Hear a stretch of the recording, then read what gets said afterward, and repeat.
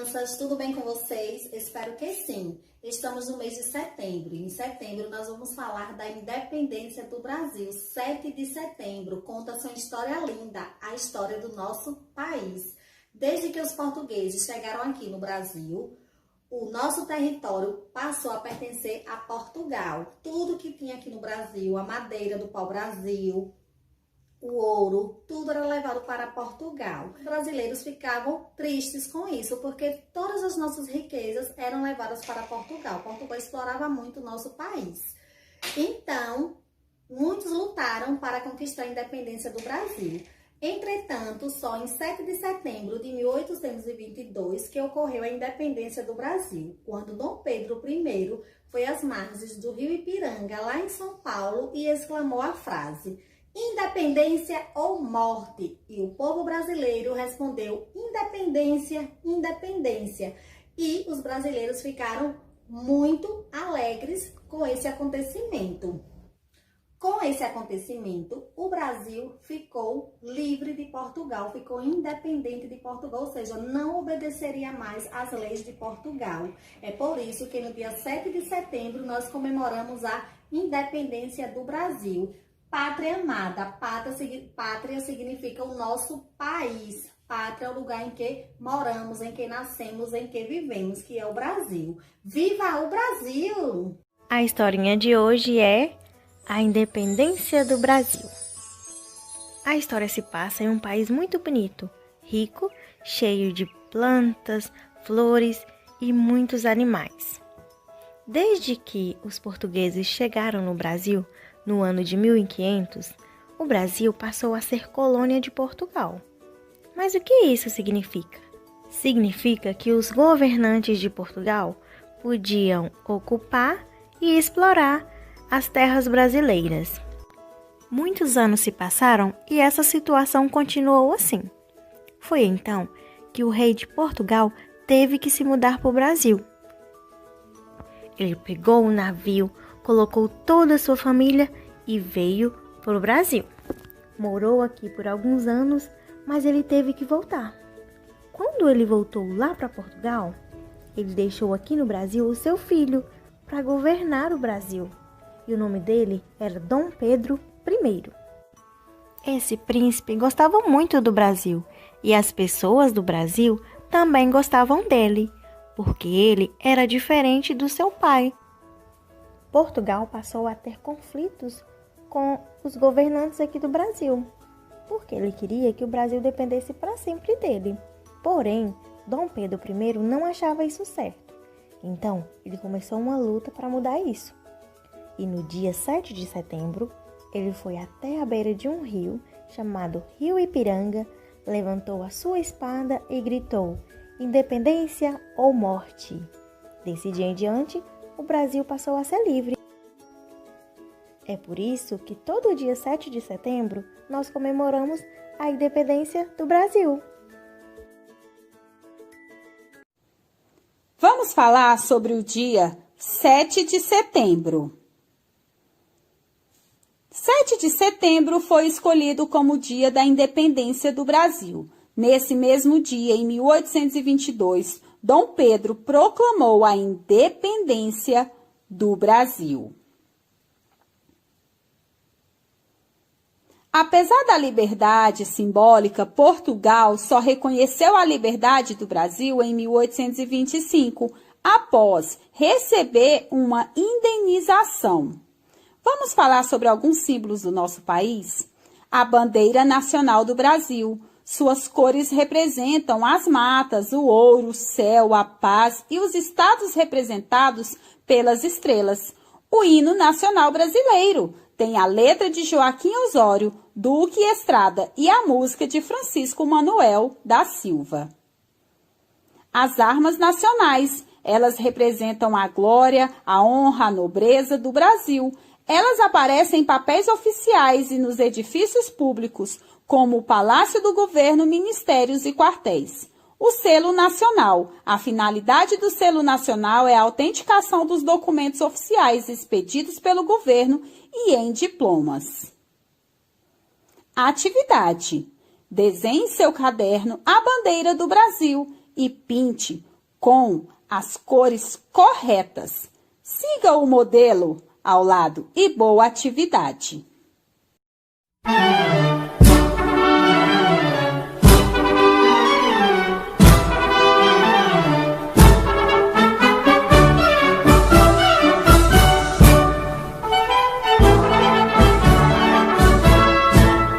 Já podeis da pátria, filhos, ver contente a mãe gentil.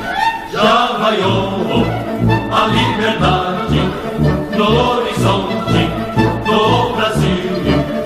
Já raiou a liberdade, já raiou a liberdade no horizonte do Brasil.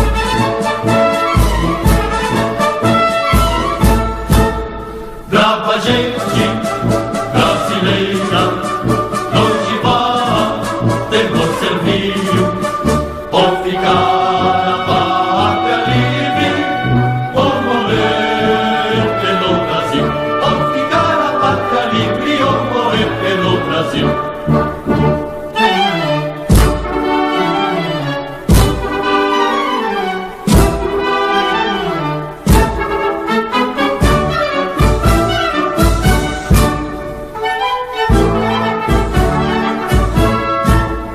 Os grilhões que nos forjavam das perfídias do tortilho, houve mão mais poderosa, somos deles no Brasil. Houve mão mais poderosa, houve mão mais poderosa, somos deles no Brasil.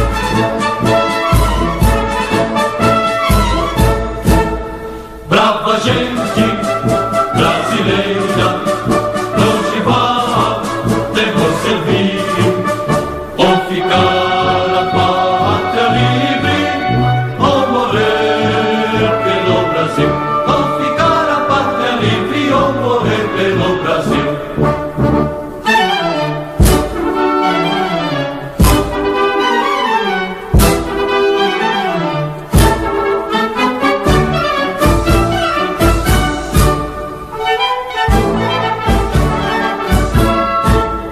Não tem mais ímpias falanges que apresentam face hostil. Vossos peitos, vossos braços são muralhas do Brasil. Vossos peitos, vossos braços, vossos peitos, vossos braços são muralhas do Brasil.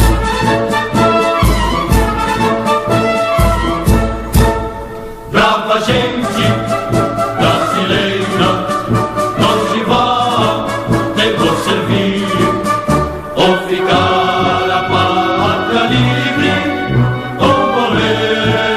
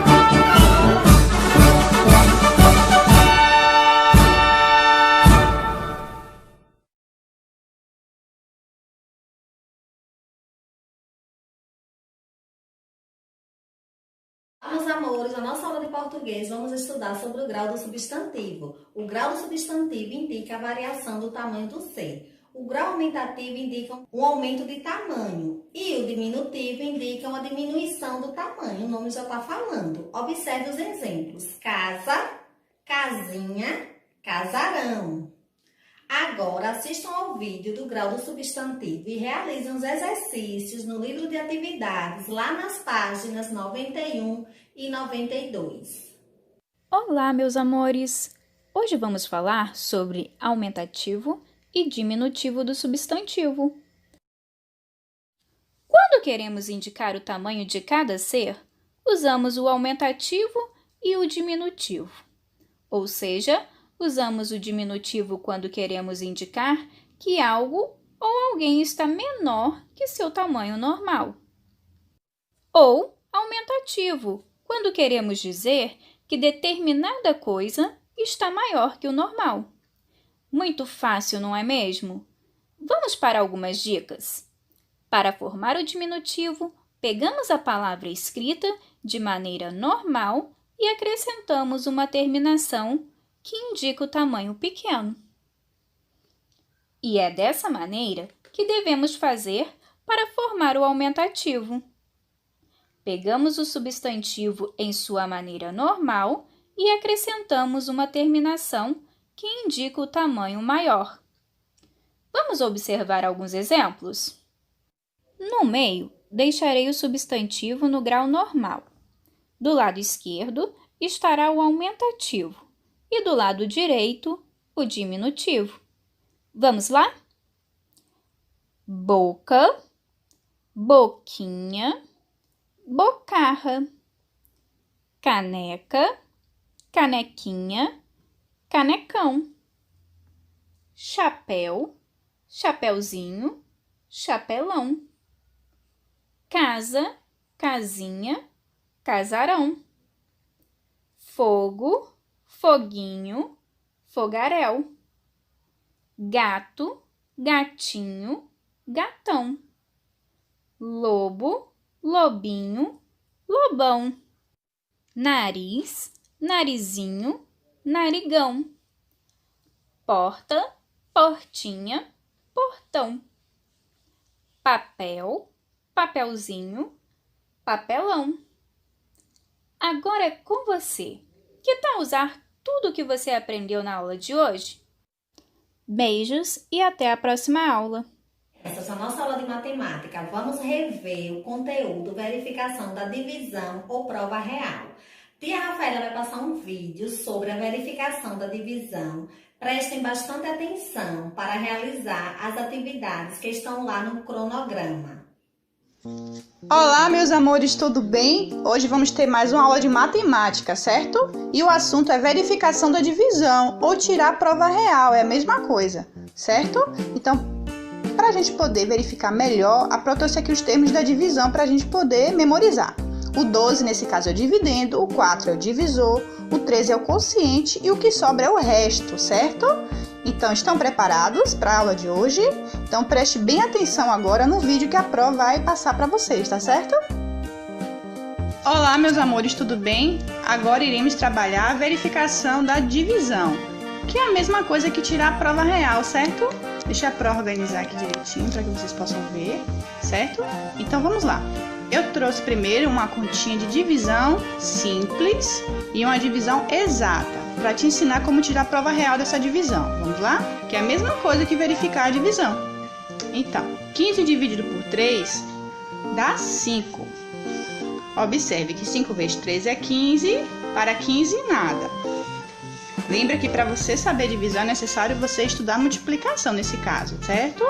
Então, como é que eu vou verificar essa divisão se está correta? Você vai pegar a sua resposta aqui, você vai colocar do ladinho, 5, e vai fazer uma continha de multiplicar. Vezes, certo? 3. Você vai pegar a sua resposta e multiplicar pelo divisor. No caso, a minha resposta é 5 vezes 3, certo? Que vai dar quanto? 15. Observe que a minha resposta é igual ao meu dividendo. Tá vendo? Então, eu tirei a prova real e essa continha está correta. Essa é a prova real de uma continha exata. Agora a prova é colocar aqui o 16. Vamos observar essa continha não exata. Como iremos fazer para tirar a prova real ou a verificação dessa divisão? Observe. 16 dividido por 3. Dá quanto? Também dá 5. Observe. 5 vezes 3 dá 15, ó, não dá 16. Então, 5 vezes 3 dá 15. Para 16 falta 1. Observe que sobrou 1. Esse 1 é chamado de quê? De resto. Acabou minha continha, ok? Como é que iremos tirar a prova real dela?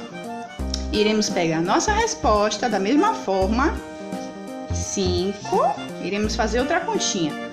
Vezes o meu divisor. Quem é? 3.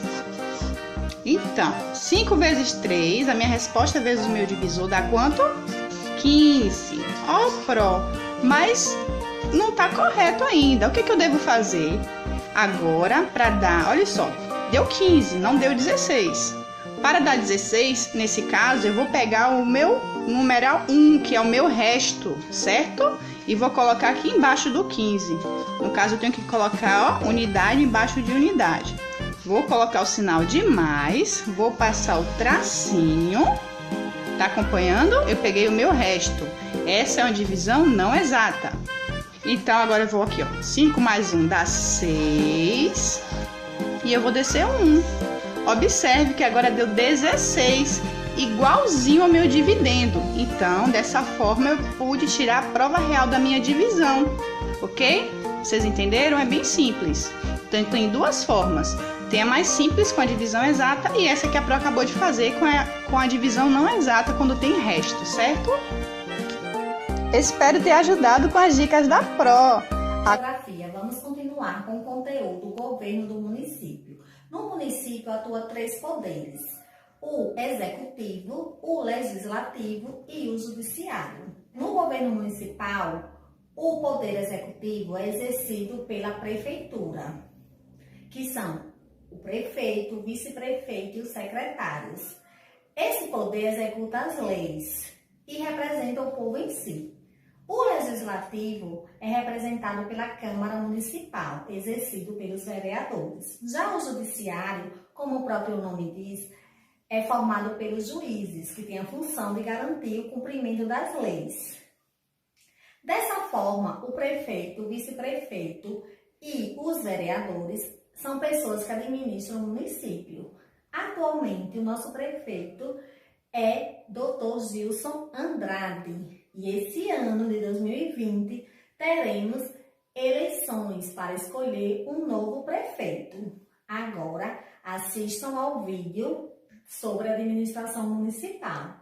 E qualquer dúvida, vocês podem falar com a tia Rafaela.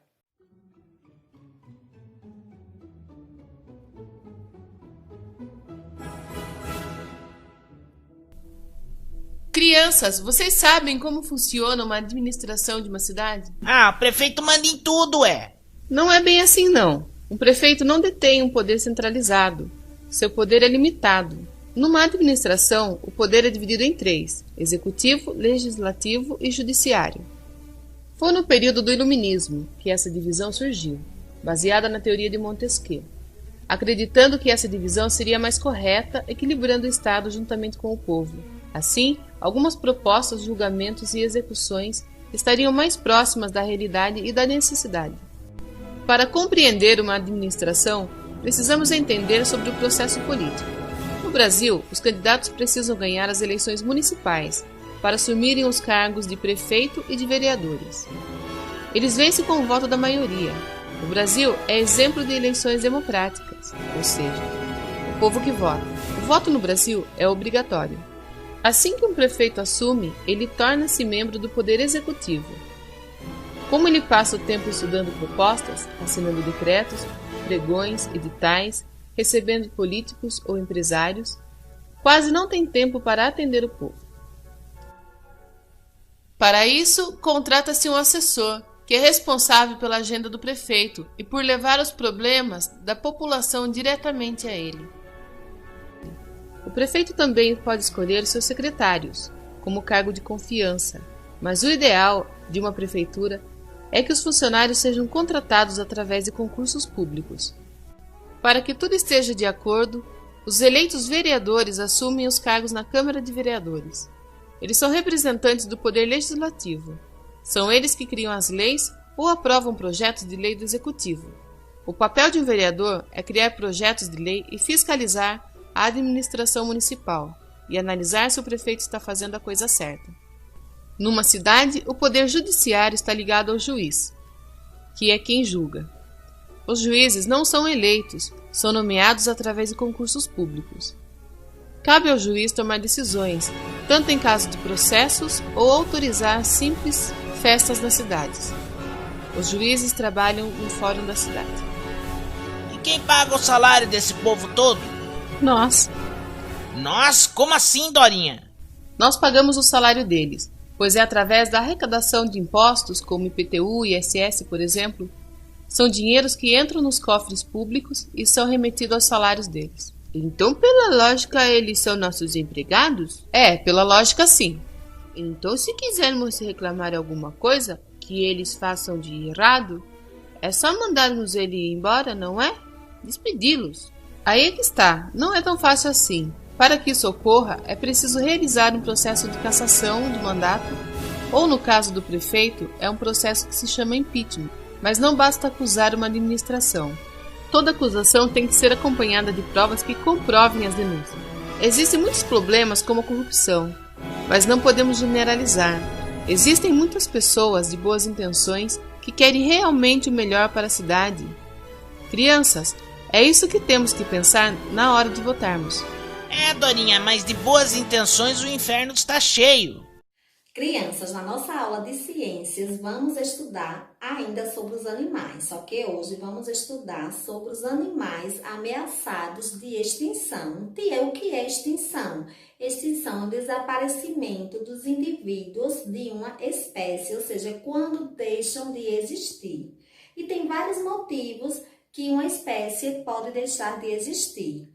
São a poluição, a derrubada e a queimada das matas, os caçadores que caçam esses animais retiram do seu habitat natural, ou seja, os animais que vivem na floresta e têm o seu lugar lá, o seu habitat. E os caçadores retiram para serem criados em cativeiros, para serem vendidos ou usados na alimentação. Isso são práticas ilegais que não podem existir.